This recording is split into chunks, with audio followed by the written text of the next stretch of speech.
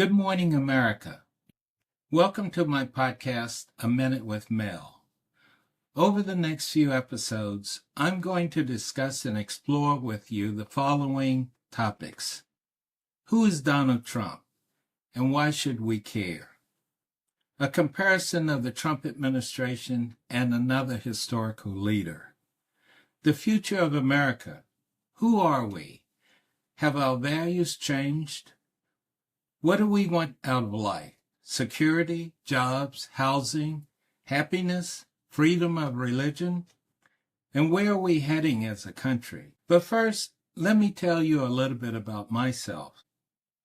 During my early childhood, until about 11 years of age, my family and I lived in a government housing project in southeast Washington, D.C. We didn't have a lot of money, and life was difficult. But we made the most of it, and we were happy. Crime was not too bad, but during those years, each neighborhood project block slowly divided up into different gangs. The Stanton Road Gang, the Congressional Heights Gang, Stanton Terrace, and others. For the Ward 8 people still living in that area, rest assured that you can get out of the projects and make a better life for yourself and your family. I was fortunate to move out of the Stanton Terrace projects for several reasons. While walking to school, the route took us through neighboring gang blocks, and my friends and I had to periodically fight gang members just to get to school. My parents became increasingly concerned that I would join a gang. My dad had applied for the CIA and gotten a job with them. And the CIA moved the majority of its personnel to a new building located in McLean, Virginia. My parents managed to save up some money, obtain a home loan, and purchase several acres of land in McLean to build the house. Yes, this is the same McLean where the Kennedys, Robert and Jacqueline, and other rich and famous people lived. And believe it or not, this was the first place where I met and interacted with white people, especially white children, some of whom were our neighbors and later my schoolmates. The only whites that I encountered in D.C. were white police officers and grocery store managers, and the relationship was one of distrust. Although schools in Virginia were supposed to be integrated, I attended two black schools, Louise Archer and Luther P. Jackson, my first 2 years. But by the 8th grade, my parents decided to send me to the closest school, Longfellow, where I became the first black to attend. I attended and graduated from George C. Marshall High School in Falls Church, Virginia, but my sisters and brother attended and graduated from the newly built Langley High School in McLean. I attended Howard University and graduated with a BA in history, and several years later obtained a Master of Science degree from the University of Southern California. I joined the CIA after university and worked in the Directorate of Operations as an operations officer, or case officer as we are known, for over 40 years. I spent almost 20 years in various foreign countries and away from the DMV area. I worked against the Russians, Chinese, Iranians, North Korean, and other targets of interest to include nuclear and counterproliferation. Ironically, after the fall of the Soviet Union, I was initially selected to manage Ukraine. Yes, the country that at that time had nuclear weapons. But given my background and experience, senior management asked me to manage Central Asia and the Caucasus. I finished my career as Deputy Chief of Europe Division and Chief of Africa Division. I am a veteran of the Vietnam War era, and I served assignments in Iraq, Afghanistan in the private sector, and other war zone areas. I loved my career as a CIA intelligence officer and wouldn't exchange it for anything.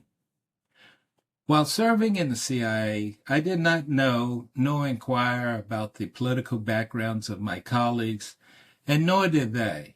Hell, we barely knew each other's true names or anything about their family or personal lives. For example, where they grew up, went to college, and so forth. Thus, I am a novice when it comes to dealing with political matters in our country. I consider myself an independent who has voted for Democratic and Republican candidates over the years. I'm fiscally conservative and socially moderate. Here are my positions on some key issues. I strongly believe the U.S. and state governments should play a very limited role in our lives, such as protect and preserve our rights and freedom based on the U.S. Constitution, help our citizens during disasters and pandemics, improve the educational opportunities for everyone, and help the less fortunate and homeless. Believe me, not everyone is lucky, and many are on the precipice of becoming homeless. Abortions. The abortion decision is a family or individual matter with their God. The U.S. government, nor anyone else, to include the Supreme Court, should be involved in this decision.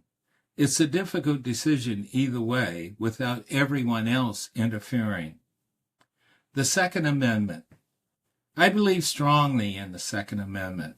I have weapons of various types at my house. I believe in the right to protect my family and my home.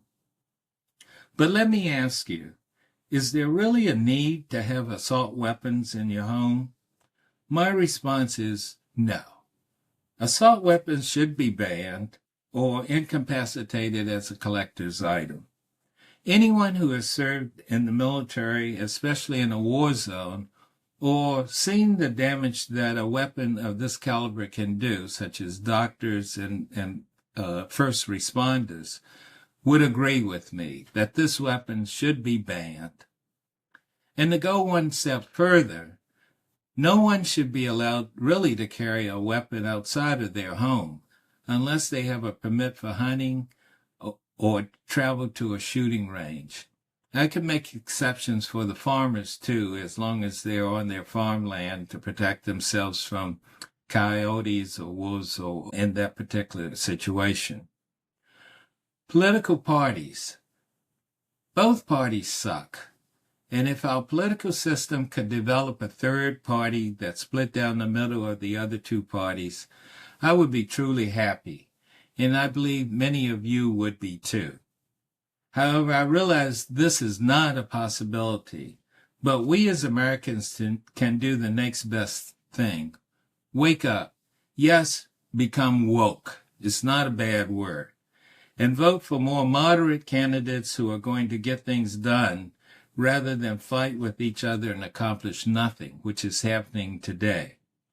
If you want to look at government waste, let's look at Congress and the executive branch.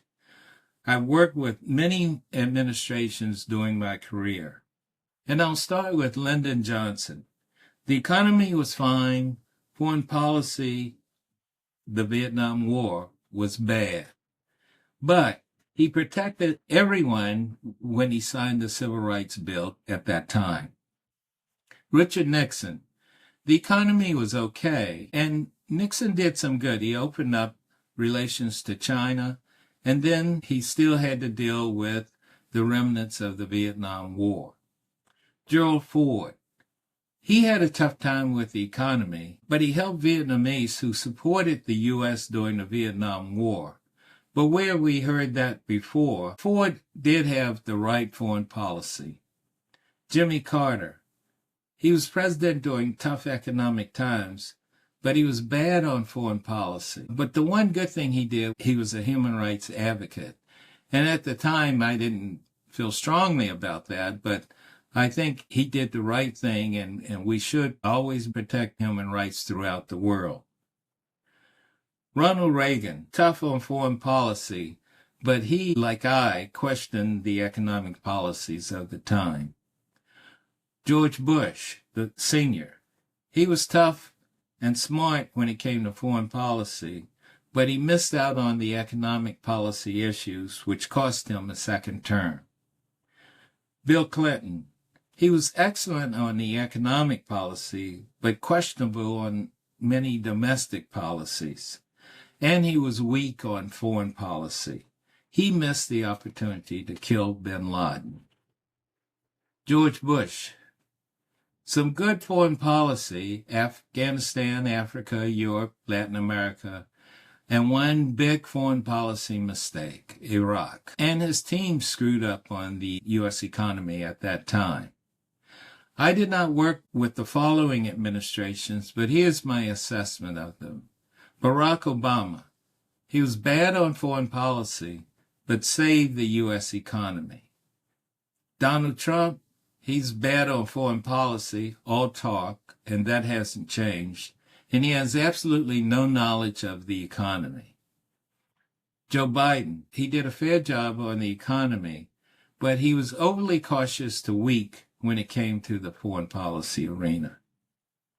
In subsequent episodes, I will discuss President Donald Trump, Trump's comparison to another historical leader, the future of America, the pros and cons of diversity, equity, and inclusion, some real solutions to the immigration issue, and greater insight into the health care issue, abortion, and the Second Amendment, as well as U.S. foreign policy and our loss of faith in the Supreme Court. So, now you know who I am. I look forward to hearing from you and receiving feedback on my discussions in the future. This is A Minute with Mel. Have a great day.